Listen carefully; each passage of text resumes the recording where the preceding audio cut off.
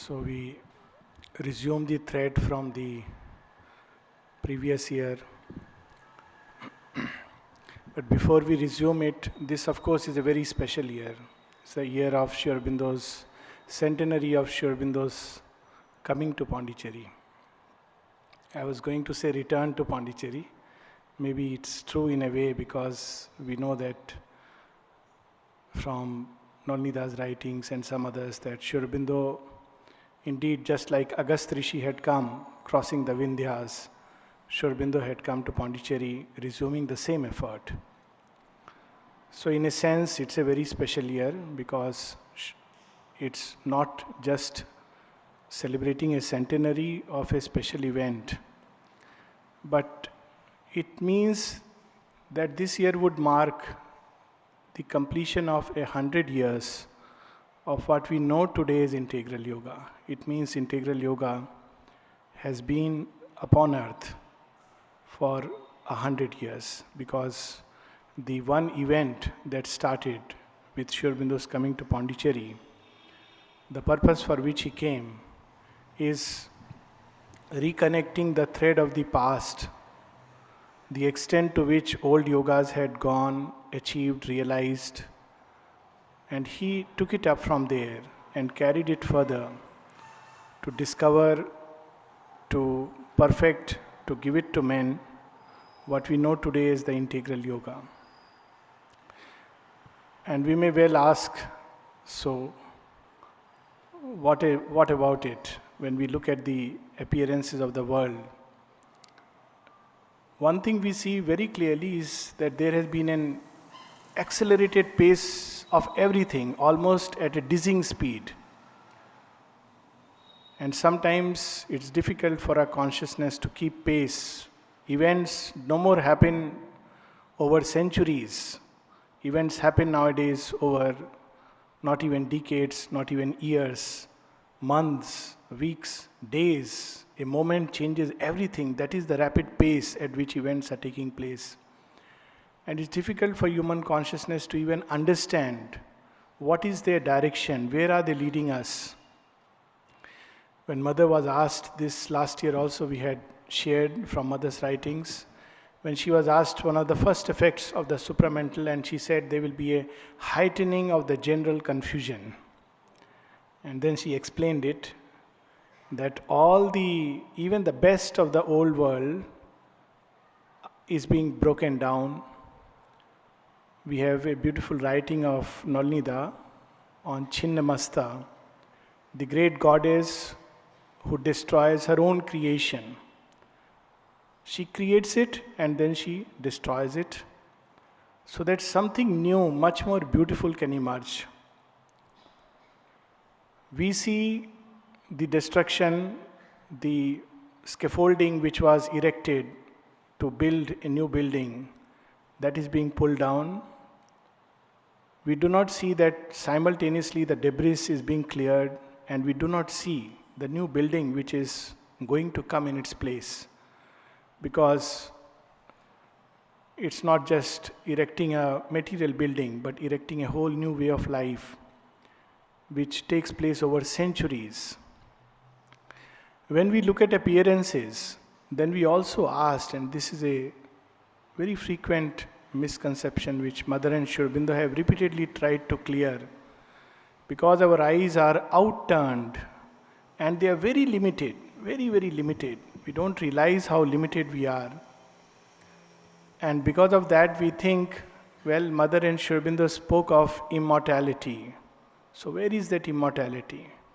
When we do not see a physical immortality, the way we understand, we feel that the whole yoga has collapsed.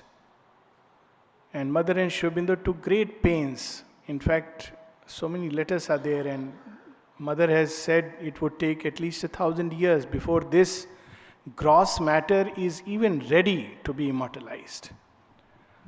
But there is a lot more that can be done, is being done, and should be done in the meantime. And that should be the focus of integral yoga as of now. In one of his conversations in correspondence with Nirodha, very beautifully Sri Aurobindo brings out that the conquest of death, as far as the most material substance is concerned, that is the last and crowning thing, the end result of the yoga. Many things will happen before that. And he says that if somebody is motivated only by preserving the life in the material body, then he is motivated at the wrong end. He is kind of moved by fear and clinging to life. But one of the first premises of any yogic life, or even an inner life, life of courage, nobility, is to be free of this clinging attachment to life. So this is one thing that they have made abundantly clear. But meanwhile, a lot of work is going on. Mother speaks about it in one of her passages towards the end. It's almost in 72. Someone asked the mother, this is December 1972. Question is, but what I wanted to understand is at what point of the inner work was, for example, the cleaning of the subconscious and all that, what difference is there between the work Sri Aurobindo had done at that time and the work to which you have come now? I mean to say, is the subconscious less subconscious? Mother says, oh yes, that. Surely, surely. Well, this is the mental way of looking at things. I do not have it anymore. First, she assures us that yes, a lot of cleaning has taken place. Actually, if we really just cast a glance 100 years back, we'll see we really live in exceptionally privileged times. If one just goes a little behind and sees when Sri Aurobindo came, not only people knew Sri Aurobindo as a revolutionary. Hardly anyone knew about his yoga. The Arya had not yet started, 1910. There were a couple of letters here and there. Sri Aurobindo was still himself developing, opening the tracks of the future. In 1911, he writes in a letter to Barinda that I have to open tracks and new paths for the future. Not only paths through the mind and the heart, which had been opened, but paths right into the very stuff of the body. Paths which we have never known. He says there have been long block tracks which I have to open for earth nature. So when we go 100 years back, we see that none of this was there. We did not have these beautiful collected works to read and understand that there is a new way to live, there is something new to be done. Of course, now we have at least the works, whether they are kept in the Almirah. Hopefully in another 100 years we will begin to read them. And maybe after next 100 years, we will begin to practice, walk on the way. So it's not bad, things are better than what it was before. If we really look at another aspect, for the human soul, there was no aspiration except to make a choice either between a life of anityam asukham, as was declared, or else to depart into some kind of a moksha at the most while doing works in a detached way in the world. There was no question of terrestrial perfection. So the human soul could not even aspire for it because there was no path, no way. And it would have been very difficult choice for many. But today, the human soul can legitimately aspire for terrestrial perfection. There is a way that this earth can become perfect, that we can become perfect and live in a harmonious and beautiful way. Of course, it doesn't mean that as soon as we aspire, the new life will manifest. There would be many, many errors, and one can see that it's the process of growth through the ignorance. But at least this aspiration has become legitimate upon earth. So the second, we see the big advantage is not only that we have Sri Aurobindo's light in the form of Arya and all the writings and the numerous letters, the correspondence, thanks to the luminaries who have gone before us, that they ask these questions, that today we have a mass of things to read, to understand, to illumine the mind. But also, we can legitimately aspire for this earthly life to become perfect, and this cannot be invalidated. Along with that, there is third thing which has been achieved, and that is the immortality of the inner being. which is kind of link between the immortality spoken of in the Upanishads and the immortality of the gross physical matter. It's very interesting. Often we, like everything else, when we hear immortality, we think it's of the gross material body, and the Upanishads speak of immortality also. And the immortality they speak of is the essential immortality of the individual soul, which becomes one with the universal self, and it can participate in the universal life. So this is the first kind of immortality. The traditional yogas had realized it, the Upanishads speak of it, the Vedas sing its glory, and great yogis knew about it. So that is the first immortality. The second immortality, which have been few and far between, some great ones have touched upon, is the immortality of some part or aspect of the inner being. There have been yogis whose mind has remained in the earth atmosphere for a long time, if not immortal, for hundreds of years. They have exercised their influence upon humanity, guiding their thoughts, illumining their minds. If I remember correctly, Sri Ramakrishna also alluded to that he would stay for 300 years till people who have turned to him would really move on the path to make sure that the souls become strong enough and can really walk rather than just crawl like an infant. We have heard about Buddha standing on the threshold of nirvana and yet refusing to merge into it because he could see the agony of the earth and would continue to help and guide. And it is almost 2500 years.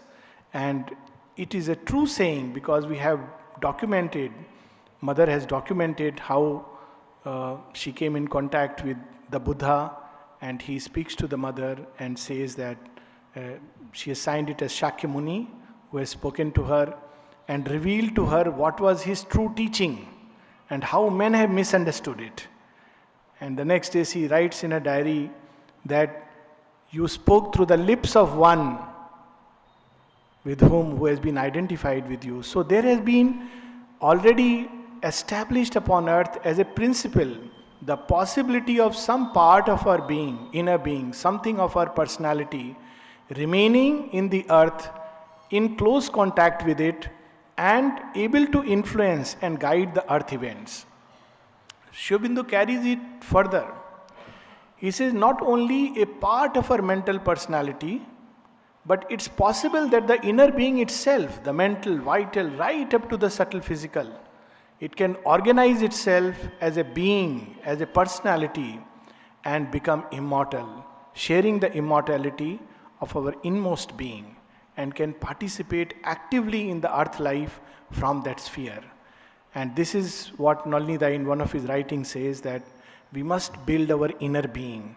And so beautifully he ends it by saying, we must build it, all the help is there with us, and that help is the Mother's presence and her love. So it's there and we can build that inner being. So the questioner continues. He says, the questionnaire, the difference is perhaps a difference in the general or collective intensity of this power, of this force. Is it not so? So there is a third gain, apart from this, a third gain in the last 100 years. And that third gain is that we have the supramental consciousness and power active upon earth. So the general mass of mankind is not yet the same. Humanity is being pushed, whether we like it or not, through all kinds of ways. Of course, the supermind is not supposed to act according to our small mental notions and ideas, because we think it should act in this way, it should act in that way. But the Mother says it simultaneously acts on many points at the same time. Its method of action is very, very complex, something that the human mind can never understand.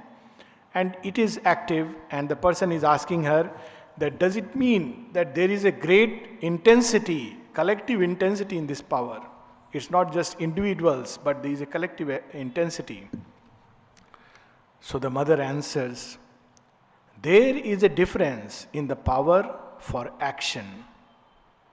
And now she is referring to Sri Aurobindo. He himself possesses more action, more power for action now than when in his body. It is very interesting. The mother is telling us, reminding us that Sri Aurobindo possesses more power for action and more action now than when in his body. Besides, it is for that he left, because it was necessary to act in that way. It's very interesting that we'll finish this passage. It is very concrete. This action has become very concrete. Evidently, it is something which is not at all mental. Sri Aurobindo's action is becoming more and more concrete, more and more powerful, more and more intense, more and more widespread. And she is telling us it is not in the mental way. So as long as we live in the mind, as long as we live by the ignorance, as long as we have ideas that it should be this way or that way, we will not understand this action. It is from another region, but it is not ethereal. It is concrete. One could almost say that it is material. So he is working right on the very material stuff of mankind. Sometimes touching it with a gentle caress, sometimes hammering it fiercely because the material is rebellious and doesn't change, and that hammer sometimes breaks it. But that is the way the action is becoming more and more concrete and more powerful. And the analogy that comes very spontaneously is how a mother rather, when she has, how a baby is formed.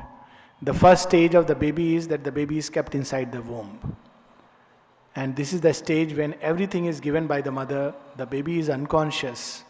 It doesn't even have to ask. It just is. And the mother feeds the baby with her blood.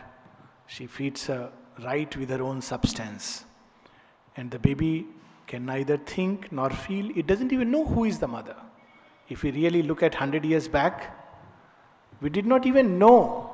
And Sri Aurobindo installed the Divine Mother in our midst, the fourth great boon of the last century. And of course, even when he seemingly withdrew, he placed Savitri in our midst, a fifth great boon. So he installed the Divine Mother in the temple of the earth. But when we really look back, at that point of time, people asked, who is she? Much like little babies in the womb who don't recognize. Now we see so many, it's strange, amazing. Many who come, they have not even read anything on Mother. They look at her, then they spontaneously feel a sense of opening towards something divine. It is as if he has installed her, and human souls can recognize, of course, those who are ready, those who are meant, they spontaneously recognize. Nobody tells them that, look, she is divine, she is Mother, he has installed her upon this earth. So when the baby is in the womb, it doesn't recognize. When he is out, he recognizes the mother only for some physical needs, material needs. So we had that stage of the integral yoga, when the mother was a giver of some material boons. So people could turn to her in distress and she would make sure that the distress is wiped away. When they had pain, difficulty, illness, then mother's benediction, her hand was there to cure them, to caress, to soothe. When they had a material need, she would provide them, much like a human mother, fulfilling human needs. But again, the baby grows up, goes to the school. So that was another stage of integral yoga, when people, all of us, were compelled to go to the school. She said, it's all right, I have given you many nice things in the home. You step out of the home. That is the stage when Mother speaks of in 1958 that the ashram collectivity has expanded, and all those anywhere in the world who have declared themselves to be the disciples of Sri Aurobindo are connected now in a true communal life. And she calls it as the beginnings of a supramental or a Gnostic community. This is 1958.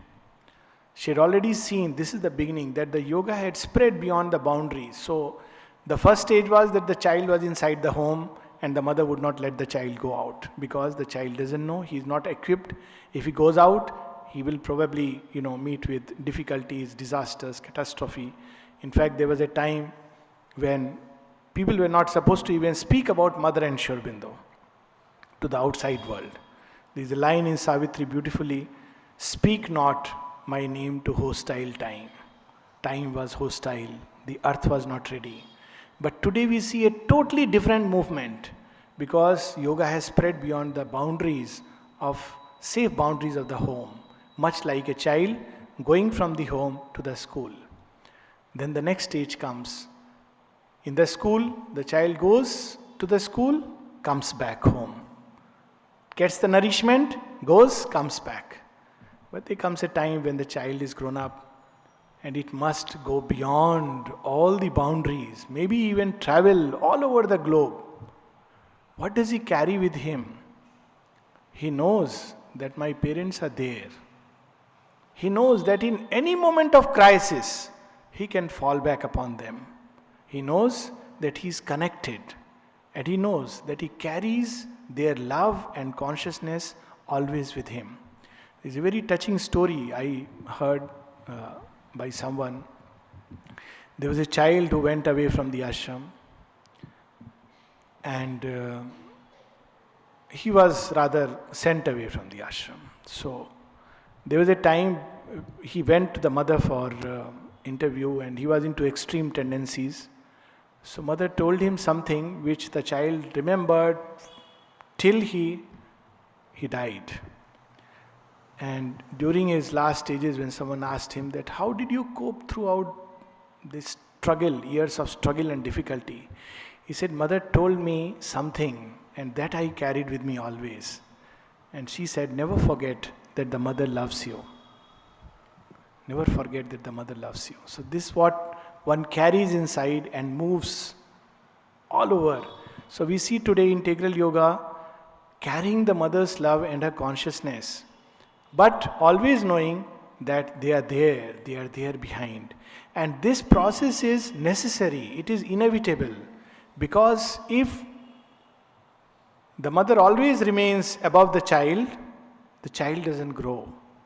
So they step behind the mother and Sri Aurobindo. We think they have gone away. We think that the great pioneers who walked in their footsteps, bearing upon them what a burden we cannot imagine. Today we have all the books and all the answers. And so we say, oh, this is so simple. But we cannot imagine the difficulty of the pioneers who walked with Mother and Sri Aurobindo and they had no idea which way things will go. They didn't have a book. They had to just write to them and then wait for reply and then with the human mind assimilate it.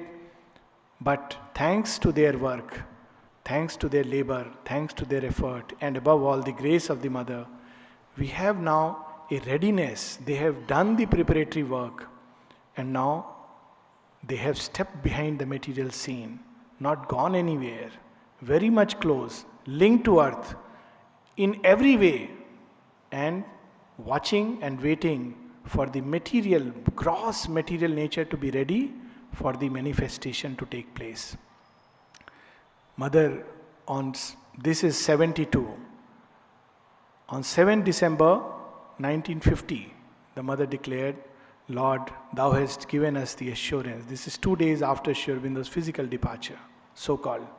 Lord, thou hast given us the assurance that thou wouldst be in our midst, that thou wouldst never leave us till thy work of transformation is done. And then she says, all of thyself will be here. In unmistakable terms, thou hast assured us that all of thyself will be here and not leave the earth till thy work of transformation is done. And in which way? Mother says, not just as a consciousness and light that illumines, but as a dynamic presence of action. This is the presence of Mother and Sri Aurobindo in our midst, and all those who have walked before us, they have gone nowhere. They just stay behind the earthly scene, and in a way it helps because we can aspire. Otherwise, we don't aspire. This is the problem. If a child remains always at home, he knows that mother will look after all the needs. So the mother sends the child a little bit outside, face the world. You will have some problem. You will commit some mistakes. You will make errors, maybe even blunders. But don't worry, I am there with you. With this consciousness, as this year is turned, we move with this assurance, with this consciousness into the coming years. It is not just Sri Aurobindo's arrival to Pondicherry, it is also a new chapter opening in the field of integral yoga. As if a whole way that the yoga was done is going to change, and there is a totally a new approach. The fundamentals remain the same. The fundamentals of yoga are aspiration, rejection, and surrender, and opening oneself to the Divine Mother, to be more and more receptive to her. But it will take more and more a global turn, if one may say so. And she is there wherever we go, irrespective of whatever is happening. We have this beautiful vision of Nalinida, and we will end with that and maybe take up this thread of immortality next week. It's a vision of Nalinida in 1974, if I am not mistaken. Nalinida has written it in his notes, and it is published in his collected works, volume 6. The mother says, just see, look at me. I am here, come back in my new body, divine, transformed and glorious. And I am the same mother, still human. So she is not just the supramental Mahashakti. The supramental Mahashakti has come very close to us. She understands us just as a human mother would understand. Not just the supramental way, that was impossible except for a few Herculean yogis. Nobody could approach her in the supramental and the divine way. So she is telling us, and I am the same mother, still human. Do not worry. Do not be concerned about your own self, your progress and realization, nor about others. I am here. Look at me. Gaze into me. Enter into me wholly. Merge into my being. Lose yourself into my love with your love. So she has given us a mantra, the cord with which we can quickly build the inner life and become one with her. Lose yourself into my being, into my love with your love. You will see all problems solved, everything done. Forget all else, forget the world, remember me alone. Be one with me, with my love. I shall read again and then we will stop. The mother says, just see, look at me. I am here, come back in my new body, divine, transformed and glorious. And I am the same mother, still human. Do not worry. Do not be concerned about your own self, your progress and realization, nor about others. I am here. Look at me, gaze into me, enter into me wholly, merge into my being. Lose yourself into my love with your love. You will see all problems solved, everything done, forget all else, forget the world, remember me alone, be one with me, with my love.